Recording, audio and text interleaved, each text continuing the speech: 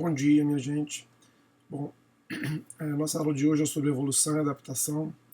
Basicamente, a gente vai tentar mostrar para vocês como que os organismos conseguem lidar com variações do ambiente, como que eles se adaptam a essas variações. Bom, em primeiro lugar, de maneira geral, né, os ambientes tendem a ser muito mais variáveis do que constantes. Isso implica que eles tendem a variar muito mais ao longo do tempo, seja isso um tempo de curta escala, ao longo de um dia, por exemplo, ou a uma escala muito maior, ao longo de muito mais tempo. Eles tendem a ser muito mais variantes do que constantes. E as espécies que ocorrem nesses ambientes, elas têm que ter a capacidade de lidar com essa variação. Então, para vocês entenderem mais ou menos o que eu estou querendo dizer, eu vou dar um exemplo. Então, por exemplo, região de deserto. Região de deserto é conhecido por variar muito diversas condições ambientais. Por exemplo, temperatura, o dia muito quente, a noite fria, mesmo durante o verão, né, momentos que nunca tem água e momentos que chove bastante, mas concentrado em muito pouco tempo. Então, por exemplo, o deserto de Mojave, na Califórnia, né, é um exemplo desses desertos, né, mas isso é uma regra na maior parte dos desertos. Então é um ambiente que tem muito pouca chuva de maneira geral, o verão é muito quente, né, o inverno tende a ser bastante frio. Então essas condições elas podem parecer proibitivas, né, podem dar uma ideia de inibir a vida da maior parte de organismos, mas é uma mentira, né, uma vez que para diversos organismos os desertos estão entre os ambientes que têm mais espécies, né. Bom, de tempos em tempos, esse silêncio aparente, né, ele tende a ser destituído, ele tende a ser quebrado, né, quer dizer, essa ausência de vida aparente aos nossos olhos, ela tende a ser quebrada. Então, de tempos em tempos, ocorre o surgimento de milhões e milhões de organismos, né, de um acro vermelhinho, chamado acro de veludo, né, gigante. Isso aqui é uma foto do deserto, de um deserto lá na Califórnia, deserto de Mojave, né? E essa é a foto do ácaro, que de tempos em tempos ele emerge do substrato e colore esse ambiente. Algum tempo atrás, na verdade, o ano passado, eu, depois de algum tempo, fui visitar um dos meus orientadores do doutorado, né, onde eu fiz o doutorado de sanduíche. Ele está morando no sul do Arizona, onde é deserto. E eu estava indo embora, estava começando a chover, e eu tive a chance de ver esse bichinho, né? E ele disse que eles vão sair aos milhares, né, na verdade. É um indício que eles usam, vai chover, está começando a chover, quando começa a aparecer esse bichinho no chão. Bom, então, de tempos em tempos, esses animais emergem do substrato, né, colorem o ambiente, né. Basicamente, em 4 anos, esses bichos saem só 10 vezes, né. Bom, tentando prever esses momentos que esses animais aparecem, os ecólogos tentaram fazer modelagens e prever, né. Basicamente, eles viram que sempre que chovia mais que 8 milímetros, né, esses animais emergiam, né. Então, sempre que dava uma chuva considerável, esses animais aparecem. Por que eles aparecem? Por que eles saem nesse momento, né? Bom, na verdade, eles estão atrás do que eles mais gostam de se alimentar, que são cupins, né? Vocês devem saber que quando começa a chover, começa a aparecer o que a gente chama de aleluia, né? Que são aqueles cupins alados, né? Que são os cupins que vão dispersar e produzir novas colônias. São cupins bastante gordinhos, bastante apetitosos, né? Então é uma fonte de comida muito farta, né? Muito saborosa também, né? Para muitos organismos, né? Que conseguem ter a habilidade de sentir gosto, né? Mas eles são muito nutritivos, então é uma fonte de alimento muito interessante. Então, quando começa a chover, esses cupins alados eles saem aos milhares, né?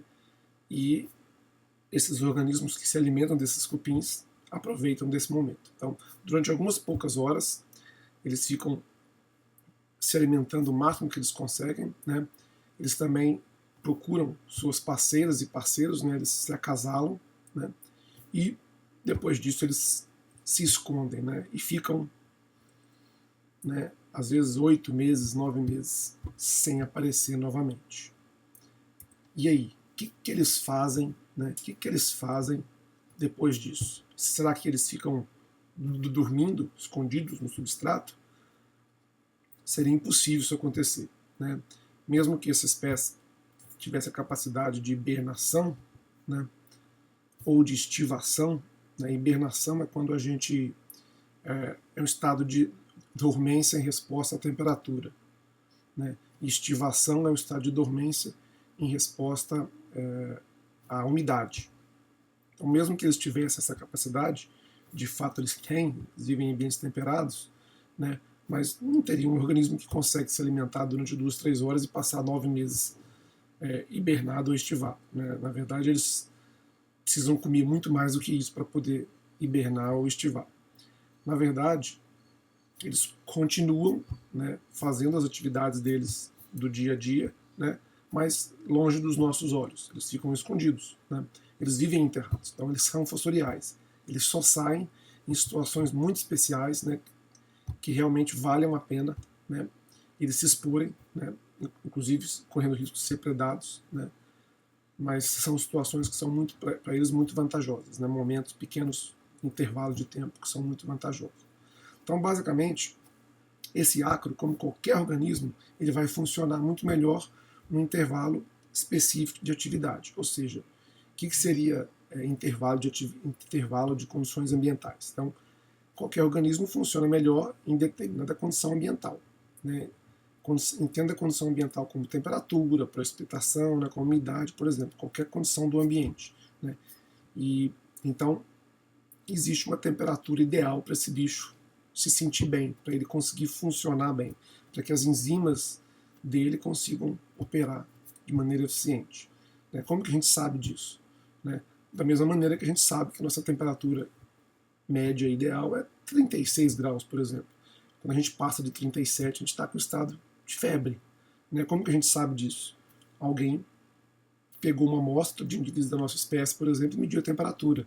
Se você pegar dentro da nossa espécie, pegar 500 indivíduos, 200, 300, o máximo que você conseguir, e medir a temperatura, você vai saber a temperatura média daquela espécie, daquela população. Então, assim que os pesquisadores sabem que a temperatura ideal para esse ácaro é entre 30 e 35 graus Celsius. Entre 30 e 35 graus Celsius. Bom, a gente sabe que a temperatura externa, fora do solo, vamos dizer, da superfície, ela varia bastante ao longo do dia. Os desertos podem ser muito frios durante a noite e muito quentes durante o dia. Então imagine como isso deve afetar a temperatura debaixo da Terra.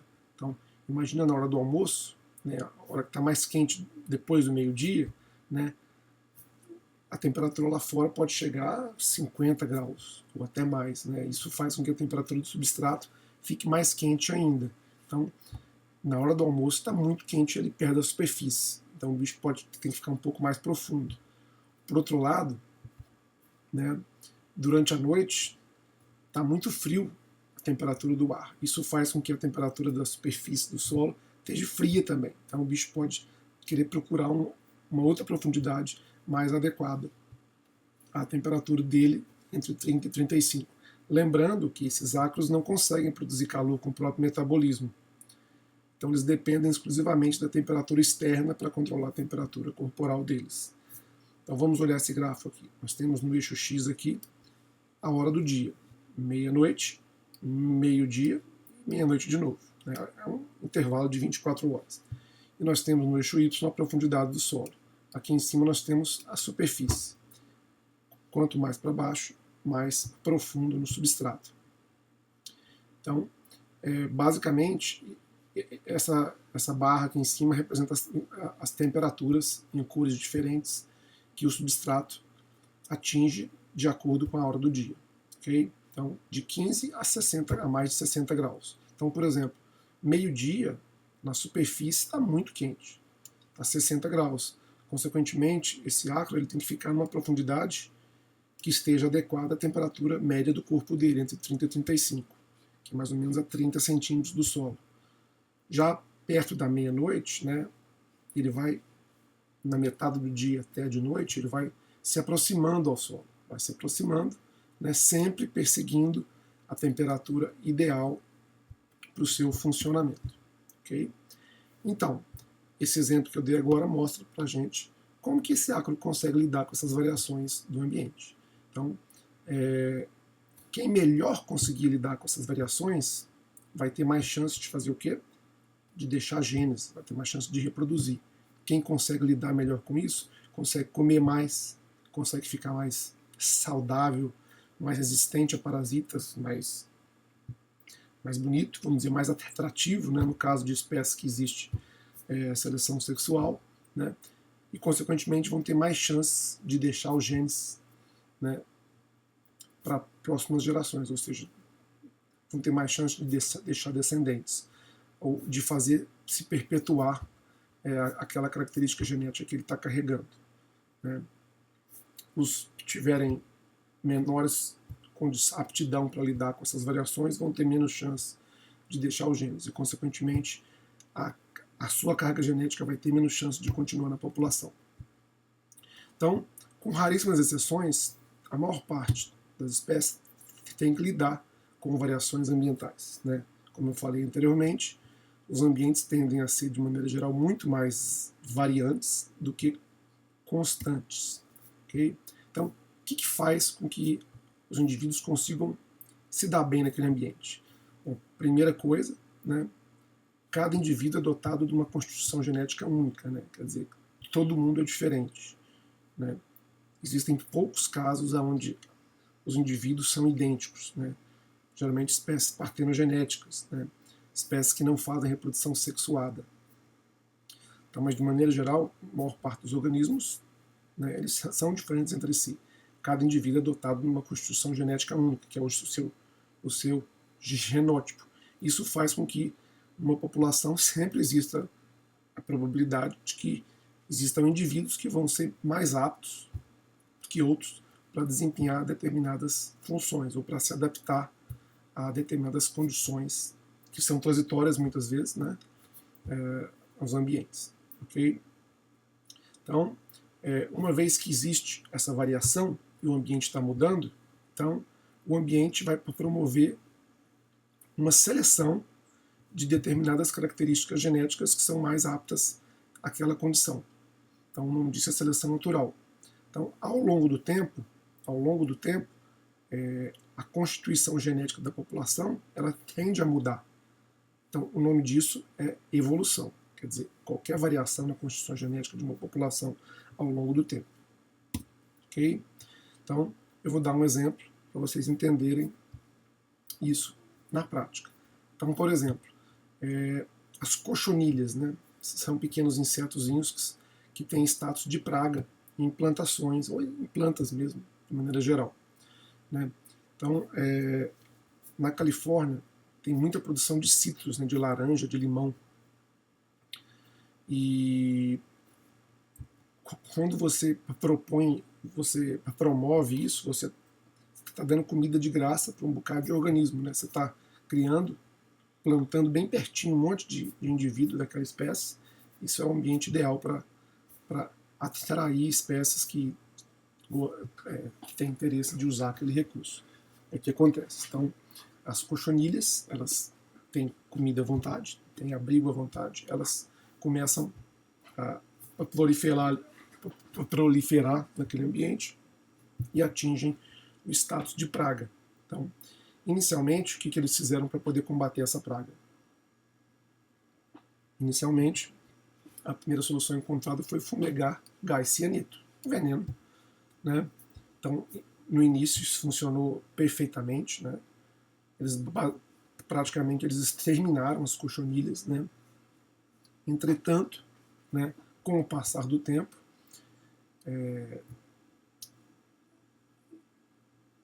o cianeto deixou de ter o efeito desejado. O que será que estava acontecendo? O que estava acontecendo ali? Será que as cochonilhas estavam adquirindo resistência, né, ao cianeto? De maneira alguma, né? Na verdade, ninguém adquire resistência a nada. Na verdade, na população existem indivíduos que são resistentes, né, à cochonilha, e existem indivíduos que não são resistentes. Lembra que eu falei que as populações são geneticamente variáveis, né? Então ninguém adquire resistência a nada. O que aconteceu é que no início, a maior parte dos indivíduos, eles não tinham essa característica de ser resistentes aos cianetos, né? Agora, quando nós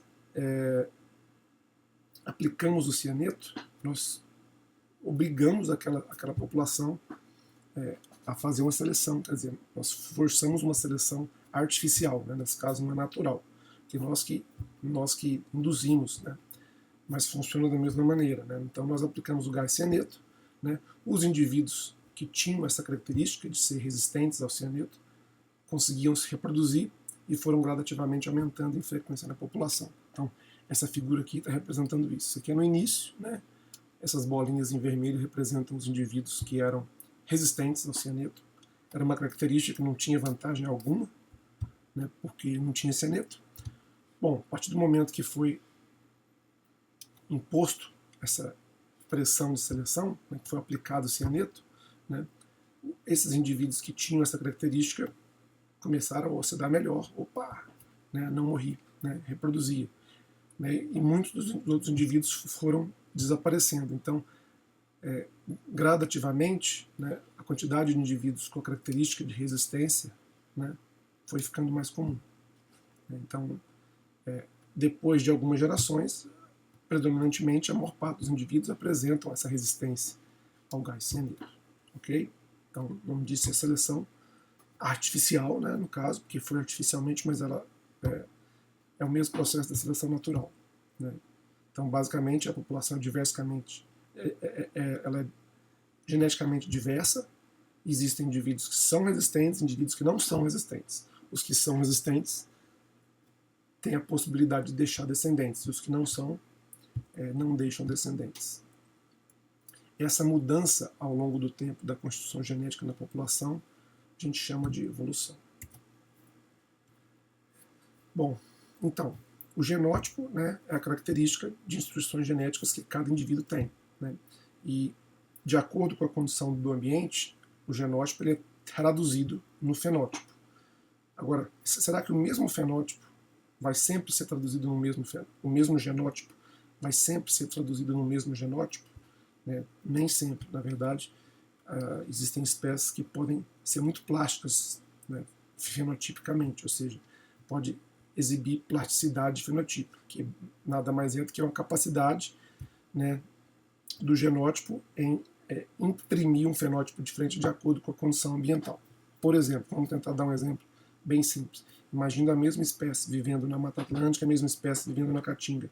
Vamos supor que na Mata Atlântica ela coloca 3 ovos, porque a chuva é mais bem distribuída, consequentemente você tem mais matéria verde ao longo do ano, consequentemente você tem mais alimento para invertebrados, por exemplo, e você tem mais alimento para aquela ave. E como ela tem mais recurso, né, ela teria mais recurso para poder suprir uma ninhada maior. Suposição completa, viu, minha gente? Nem sempre as coisas são assim. Né? Já na Caatinga, você tem menos tempo com vegetação verde, teoricamente você pode ter menos recursos para aquela ave e ela bota menos ovos, por exemplo. Né? Então, isso, por exemplo, poderia ser um caso de plasticidade fenotípica. Né? Se por acaso, né, quer dizer, a mesma espécie está imprimindo um fenótipo diferente no ambiente, na Mata Atlântica e na Caatinga. Mas será que também não podem ser diferenças genéticas? Também pode ser. Na verdade, isso pode ser tanto fruto da plasticidade fenotípica, como também pode ser fruto, né, de diferenças genéticas entre populações de uma mesma espécie. Pode ser que as populações foram selecionadas para produzir as diferenças elas são de fato do genótipo, não simplesmente do fenótipo. Como que a gente faria para poder saber, como que a gente faz para poder saber se diferenças entre populações elas são fruto da plasticidade fenotípica ou de diferenças genéticas do genótipo. A gente tem que fazer o que a gente chama de experimentos de translocação recíproca, ou seja, quando a gente pega indivíduos de ambientes diferentes e transloca, muda indivíduos para condições diferentes, se eles mudarem o fenótipo, é que as diferenças são simplesmente fruto de plasticidade fenotípica. Se o fenótipo não mudar, é porque são de fato diferenças genéticas.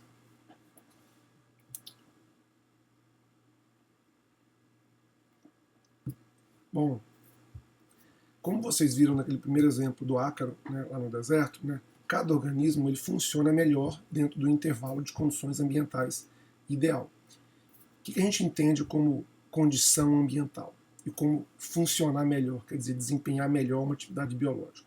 Em primeiro lugar, condição ambiental é qualquer condição do ambiente. Então podemos pensar em temperatura, em umidade, velocidade do vento, um monte de coisa. Qualquer condição do ambiente. E atividade biológica é qualquer atividade que a gente desempenha no meio ambiente. Né? Existem umas muito mais simples de ser medidas, outras mais difíceis. Né? Mas, por exemplo, a taxa respiratória, a taxa fotossintética, a velocidade de caminhada, velocidade de nado, tudo isso é uma atividade biológica. Então, por exemplo, esse gráfico aqui é um padrão geral que funciona para qualquer espécie. Né? Então nós temos no eixo X a condição ambiental, lembrando, pode ser temperatura, pode ser umidade, entre outras coisas.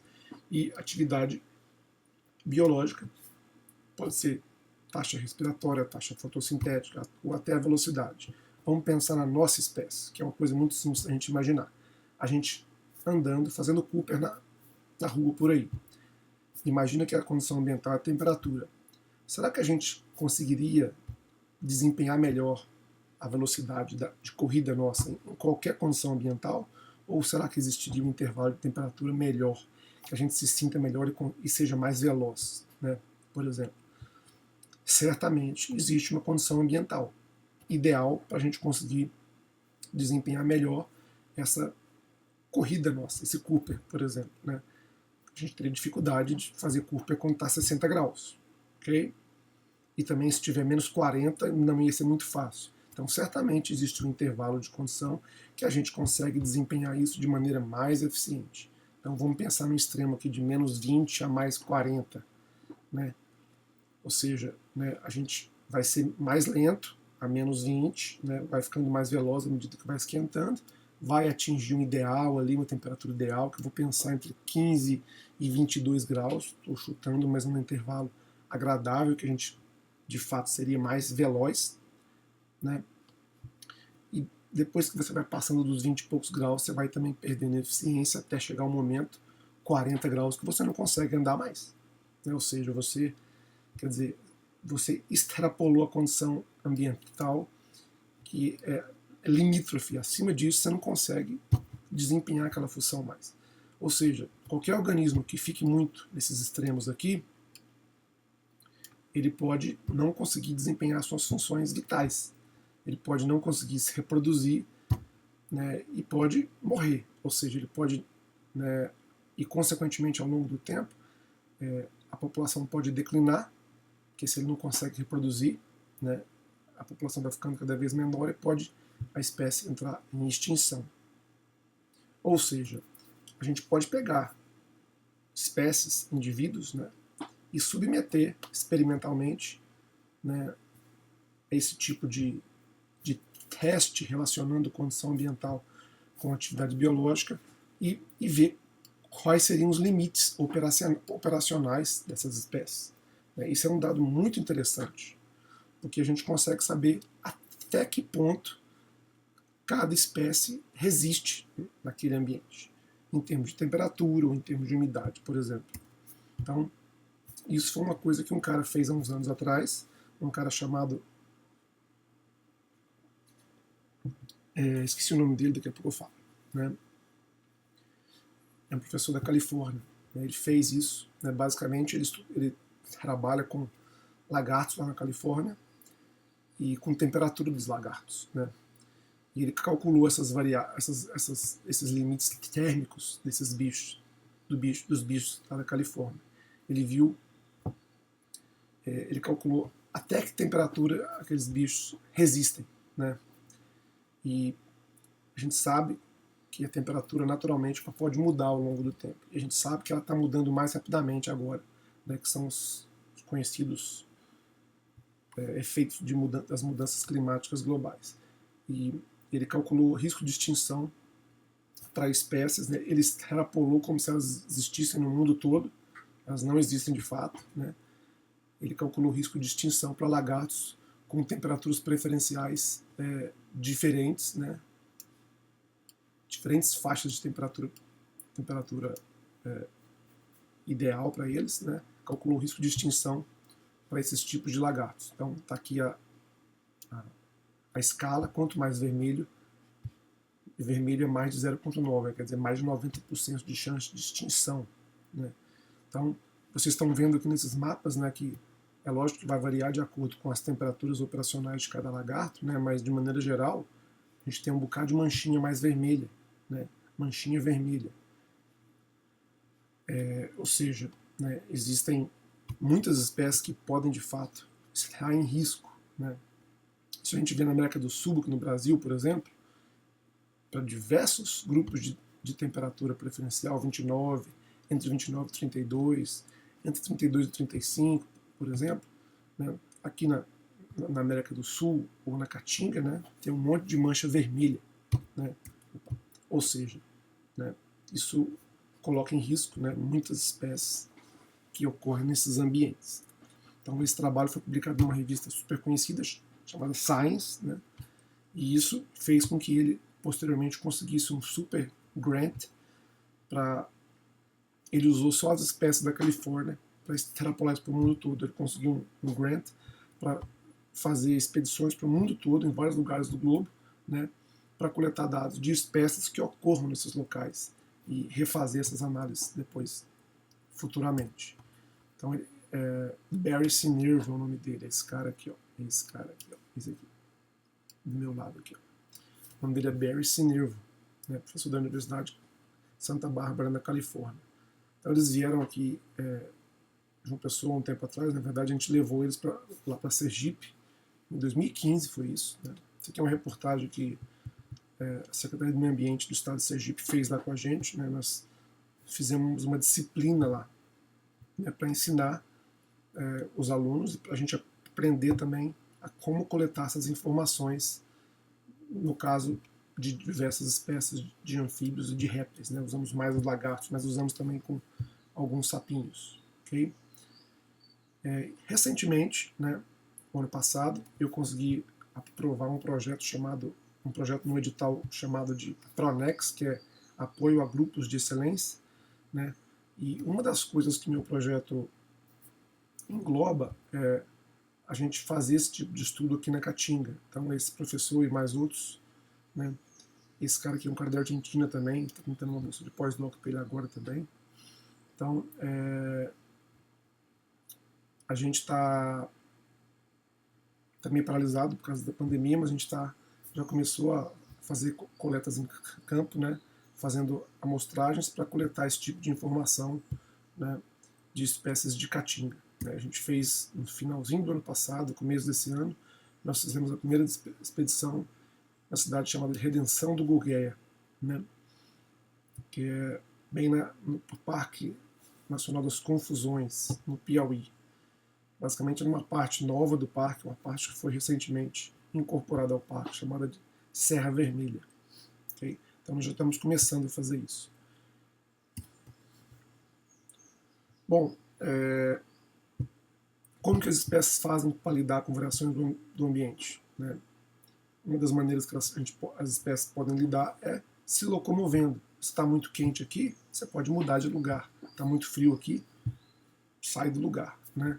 Agora, e uma planta? Será que uma planta consegue se mover no ambiente? Certamente da mesma maneira, não. Né? Mas,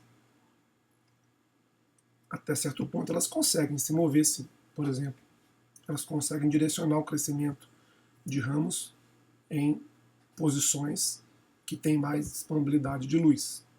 Por outro lado, as raízes também podem crescer em direção onde existem maiores concentrações de minerais no solo. frequentemente você vai ver adubação de pequenas plantas em vasos, são comprimidos, né? Como se fossem pastilhas, né?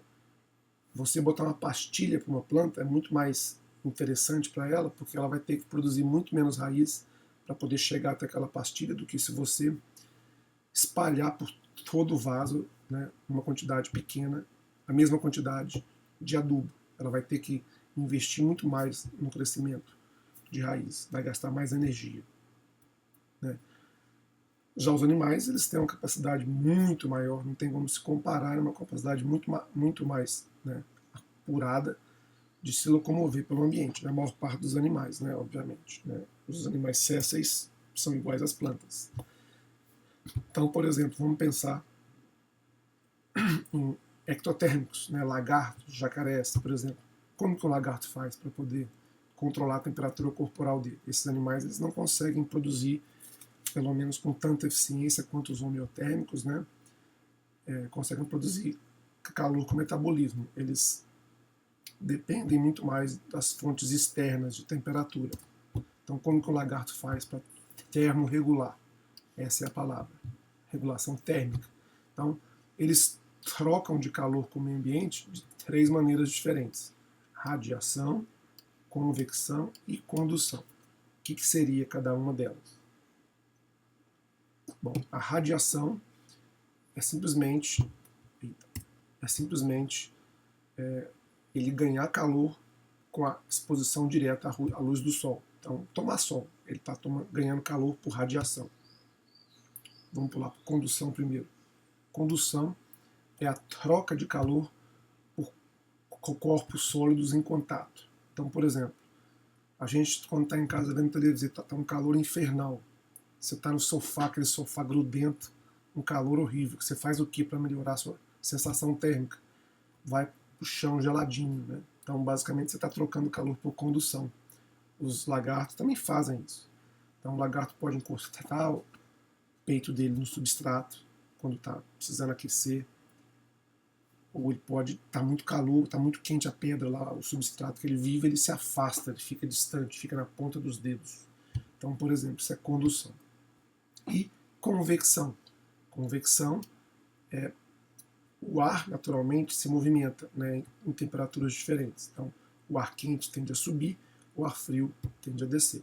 Por isso que os aparelhos de ar-condicionado têm que ficar em cima, né, para promover essa movimentação. Se você coloca ele embaixo, ele vai jogar muito ar frio embaixo e o ar frio vai ficar embaixo. Né? Você tem que forçar esse ciclo, essa movimentação. Então, naturalmente, o ar tende a se movimentar. Ar frio, ar quente sobe, ar frio desce, e assim por diante. Então, os organismos também podem se aproveitar dessa movimentação natural do ar em temperaturas diferentes. Então, é uma das maneiras que eles fazem para poder trocar calor também, por convecção. Ok? Além disso, né, os organismos eles têm a sua cor natural, que não necessariamente é a mesma o tempo todo. Né? Então, de acordo com a nossa coloração, nós temos uma capacidade maior de ou absorver ou de refletir a luz que vem da radiação solar. Então, tem organismos que podem mudar de cor ao longo do tempo, ao longo do dia, muitas vezes. Então, muitas vezes você está atrás de um bicho, às vezes existem lagartos, por exemplo, que de manhãzinha, quando está meio frio ainda, o bicho está bem escuro, que cores mais escuras têm maior capacidade de absorver mais radiação e não refletir. Quando está ficando mais quente, ele vai ficando com outras cores, cores mais chamativas, que são cores mais claras, que podem refletir mais, né? Refletir mais a radiação solar, em vez de absorver. É a mesma sensação que a gente tem quando vai sair no sol, com uma camisa escura, camisa preta, por exemplo, você quase morre de calor, e uma camisa mais clara, camisa branca, por exemplo. Então, você tem que escolher melhor. A cor mais escura ela tende a absorver mais calor, né? Absorver mais luz por radiação. Isso faz que você sinta mais calor. Então, os bichos também fazem isso da mesma maneira. Então, ao longo de um dia, o mesmo indivíduo pode ter variação de coloração considerável, né? Como, por exemplo, vocês estão vendo aí. Obviamente, isso aqui é um macho e uma fêmea, mas Se você ver esses dois indivíduos de manhãzinha, todos os dois vão estar muito escuros, muito escuros. E as suas cores vão mudando ao longo do dia. Então essa figura aqui é um resumo de como que esses animais conseguem fazer trocas, conseguem controlar sua temperatura corporal, repetindo, cada um deles funciona melhor no intervalo de atividades, numa condição ambiental ideal. Por exemplo, aqui a gente está falando de temperatura, mas isso serve para qualquer outra condição, né? Então ele pode absorver calor pela luz direta, por radiação, ele pode trocar calor por condução no substrato, fica mais grudado ao substrato, mais afastado, por exemplo, né? E pela variação, quer dizer, movimentação diferenciada do ar em temperaturas diferentes, eles podem se aproveitar dessa movimentação do ar e também ganhar ou perder calor. E um jacaré, como que um jacaré faz? Os jacarés eles estão sempre muito associados a ambientes aquáticos, então o jacaré, além de fazer isso, ele pode ficar inteiro dentro da água, ficar só a pontinha do nariz e os olhos para fora, ele pode ficar inteiro fora da água, ou ele pode ficar uma parte do corpo dentro da água, uma parte do corpo fora da água. Então isso é basicamente um método que eles têm para fazer termorregulação, para controlar a temperatura corporal deles. Então vamos dar um exemplo bem aplicado a isso, a termorregulação. Como será que isso vai variar ao longo do tempo? Lembrando que os ambientes são variantes, é o tema principal da nossa aula. Os ambientes tendem a variar muito mais ao longo do tempo do que ser constantes, né? Quem conseguir lidar melhor com isso tem mais chance de deixar descendentes. Ok? Bom, então, por exemplo, esse bichinho aqui, Dipsosaurus dorsale, é um lagartinho, uma iguana, né, um bicho herbívoro que vive em deserto. Então, lembrando que os desertos podem atingir temperaturas muito altas, né, até 45 graus na sombra, por exemplo. Né, e o inverno pode ficar muito frio. Né. Então, como será que esse bichinho se comportaria ao longo do ano? Será que ele tem o mesmo comportamento, né, ao longo do ano? Certamente não. Então, esse aqui é o lagartinho. Então, basicamente, os pesquisadores eles categorizaram 3 comportamentos mais extremos, né, que é ficar completamente escondido, ficar parcialmente escondido, né, e ficar completamente exposto à radiação. Então, eles categorizaram esses 3 comportamentos e viram como que eles se comportavam em relação ao uso desses 3 comportamentos ao longo do ano. Então, se a gente olhar essa figura aqui, nós vamos ter aqui, né, no eixo X, hora do dia, aqui embaixo, hora do dia. Aqui mais no meio do dia, né, e no eixo Y, aqui em cima, nós temos os meses do ano. Janeiro, aqui dezembro. Ok? Então, isso aqui é do hemisfério norte. Né? Então, em janeiro, né, e essas cores diferentes são os comportamentos. Intocado é um marrom escuro, aberto, esse amarelinho mais claro, esse marronzinho claro, e essa intermediária seria esse comportamento aqui, ó, esse comportamento intermediário, ok? Então, se a gente olhar, né, ao longo do dia inteiro, em janeiro, ele só exibiu um comportamento, esse intocado, ou seja, ele ficou o tempo todo escondido. Por quê? No hemisfério norte, em janeiro, era inverno, né? Tá tudo muito, muito frio. Então o bicho sequer consegue ficar ativo, ele tá lá escondido, ele tá hibernado, escondidinho, né? Em fevereiro a mesma coisa.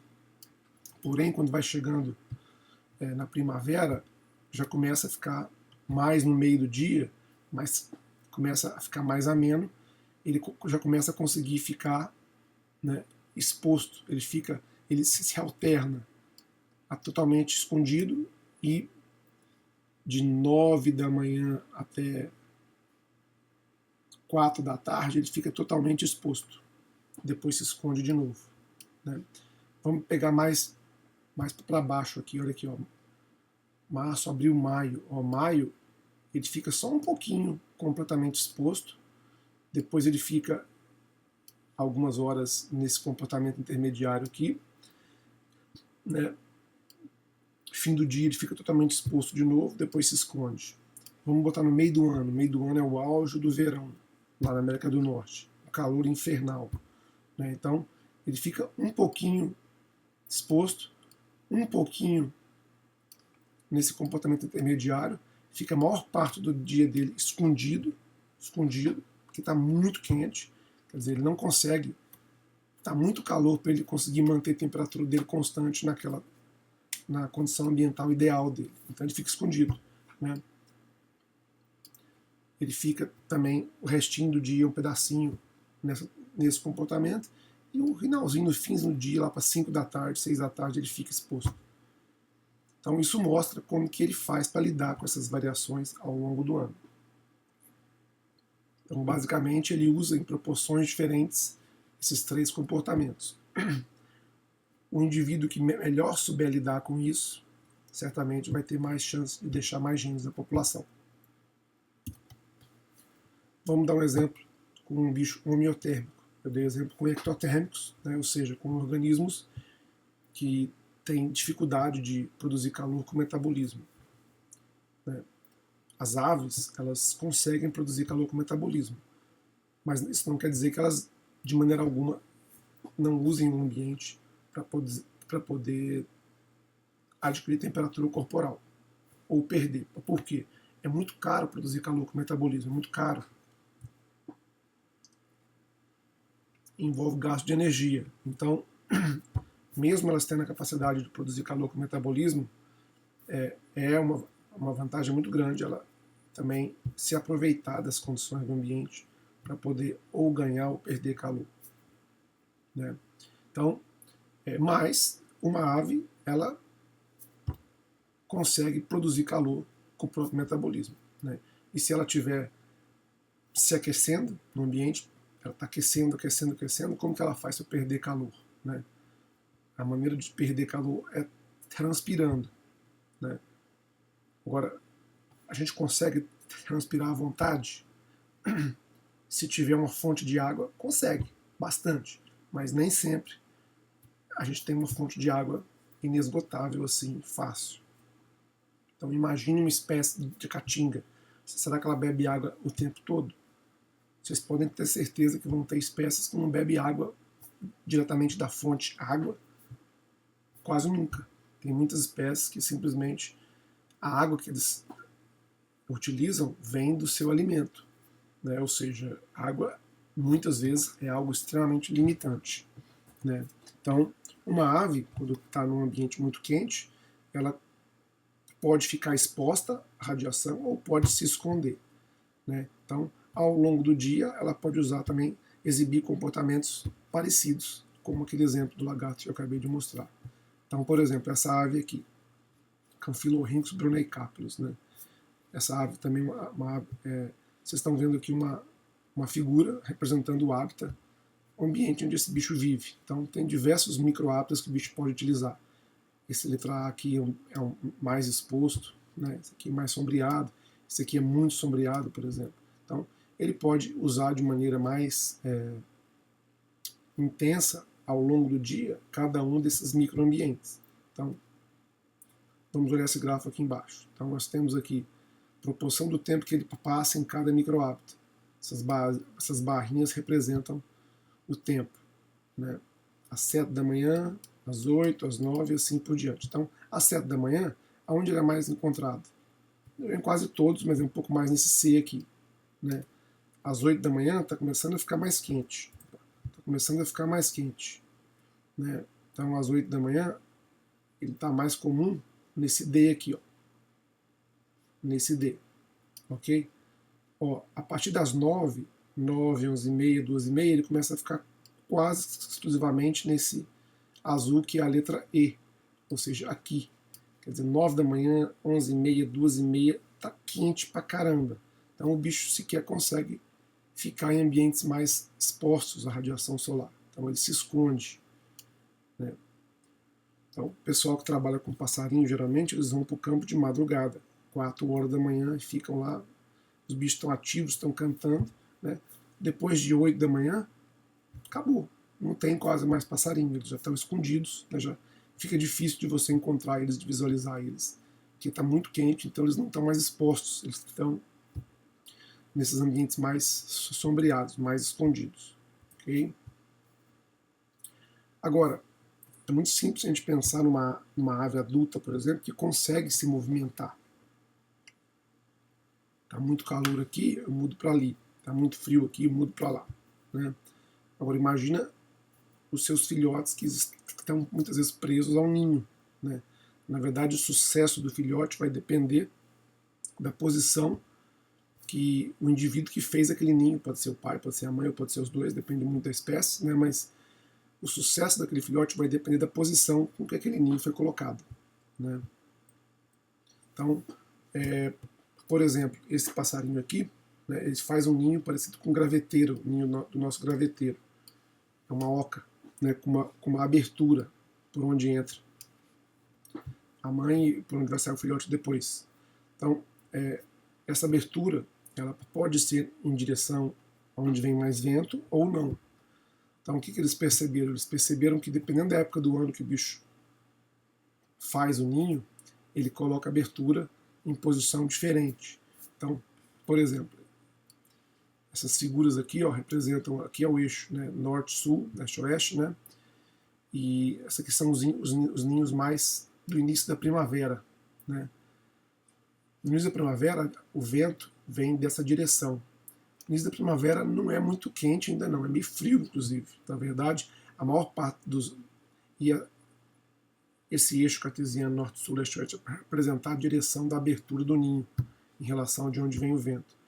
Ou seja, a maior parte dos ninhos tem as barras maiores implicam em mais ninhos com abertura para essa direção. Você vê os ninhos mais do início da estação tem a abertura voltada para direções opostas de onde vem o vento, porque o vento é muito frio. Isso faz com que o filhotinho lá dentro perca muito calor, tem que comer mais para poder manter o metabolismo dele. Então não é muito interessante isso. Já os ninhos mais ardios, né, que está muito calor, a maior parte dos indivíduos, dos ninhos, eles têm a abertura voltada para a direção de onde vem o vento. Né, onde vocês estão vendo aqui, daqui vem o vento, e a maior parte dos ninhos tem a abertura voltada para essa direção aqui. Né, na verdade, eles estão precisando perder calor. Então é interessante o vento, porque o vento existe uma camada de ar mais próxima à superfície do nosso organismo, chamada de camada limite. Quando bate um ventinho, quando você vai para o ventilador, basicamente o ventilador ele é importante, ele rompe essa camada limite e faz com que você perca calor. Né? Então melhora a sensação térmica. Faz com que, nesse caso, ajude esse filhote, essa ave, a termorregular, a controlar a temperatura dele. Nesse caso, perdendo calor. Né? Então, assim, os organismos eles podem ganhar ou perder calor por radiação, pela condução, pela convecção. Muitas vezes, você está precisando perder calor, e a única maneira que você tem para perder calor é pela transpiração, perdendo água. Isso é uma saída, mas nem sempre ela pode ser usada, porque em muitas situações a água é muito escassa, quer dizer, não necessariamente é uma solução muito boa. Então eu vou dar um exemplo, né? Vai ser o último exemplo que eu vou dar nessa aula de hoje, né? Um exemplo com duas aves, né, que ocorrem lá no Havaí. Né? Uma é chamada de Sterna fuscata e uma é chamada de Pufinos pacíficos. Né? Então essas duas espécies elas vivem no mesmo lugar. Né? Elas têm um comportamento diferente de nidificação. Essa Sterna fuscata ela coloca o ninho completamente exposto ao sol, na areia. E o Pufinos pacífico ele constrói o ninho em buraco. Né? Tende a ser, os ninhos tendem a ser mais escondidos. Então, esse aqui é a Sterna fuscata, a espécie que coloca o ninho exposto, e esse aqui é o Pufinos pacíficos, que é a espécie que tende a esconder o ninho. Né? Por que essa diferença? As duas espécies estão no mesmo lugar, vivem no mesmo ambiente, e uma coloca ninho exposto, a outra não coloca. Por que será que tem essa diferença de comportamento? Então, durante um tempo, aconteceu um evento interessante. A densidade desses porfinos, o bicho que coloca o ninho escondido, aumentou muito. Isso fez com que os orifícios que eles usavam para poder nidificar ficassem mais escassos, ou seja, muitos organismos foram obrigados a colocar os seus ovos mais expostos. Isso fez com que o sucesso de incubação fosse muito baixo. Né? Então está aqui, Sterna fuscata, o bicho que coloca o ninho exposto, sucesso de incubação, essa barra representa, né, cerca de 90%, olhando aqui no eixo Y, sucesso de incubação. Né? Já o Porfinos pacíficos, em 3 situações diferentes, nidificando completamente escondido, nidificando exposto e nidificando em abrigos artificiais. Então o sucesso, quando ele faz do jeito natural dele, né, escondido, 50%. Quando os bichos foram obrigados a colocar um ninho exposto, caiu para 10%. Né? Em abrigos artificiais foi maior ainda, cerca de 70%. Isso explica para a gente a importância do local de nidificação, quer dizer, a escolha desse local é fundamental, né, para essa espécie aqui. Ou seja, se ela não escolher bem o local que ela vai botar o ovo, o sucesso reprodutivo dela vai lá embaixo. Né? Mas isso não explica para a gente como que essa ave consegue lidar, consegue resistir, né, como que ele consegue ficar no sol exposto, né, nidificando lá, chocando o ovinho, como que ele consegue lidar com isso? Né? Isso não explica para a gente. Né? Ele não abandona. Né? Então, os porfinos pacíficos, eles abandonavam os ovos. Eles não aguentavam ficar ali no sol, esquentando, para poder perder calor. Ele tem que perder água. Ele não aguentava isso e abandonava o ovo. O outro conseguia. Como que ele fazia para conseguir isso? Bom, vou dar uma dica. Né? Basicamente, a resposta está na alimentação. Só que tem um detalhe. As duas espécies se alimentam da mesma coisa, só que de maneira diferente. Então, basicamente, né, investe em se alimentar muito e ficar mais tempo no ninho, cuidando, chocando, nidificando. Né. A outra espécie investe em se alimentar menos, né, e ficar menos tempo no ninho, né, enquanto em ambas as espécies os pais se revezam no cuidado. Né. Só que na Sterna fuscata, né, eles se alimentam menos, eles vão buscar alimentos em locais mais próximos, né, demoram menos tempo se alimentam menos e ficam menos tempo no ninho. Né, enquanto um está no ninho, o outro está se alimentando. Né. O Porfinos pacífico, eles fazem o mesmo comportamento, basicamente, só que eles gastam mais tempo na busca do alimento. Consequentemente, eles se alimentam mais. Eles acumulam gordura para poder conseguir ficar mais tempo no ninho. Só que quando o ninho está exposto, ele não consegue ficar todo esse tempo no ninho. Né? E acaba tendo que abandonar. Okay? Então, basicamente, são duas espécies que estão no mesmo lugar, comem a mesma coisa, mas o simples comportamento de um se alimentar muito para conseguir ficar mais tempo no ninho e o outro se alimentar menos para ficar menos tempo no ninho faz toda a diferença. Ok? Então, até a próxima aula, minha gente.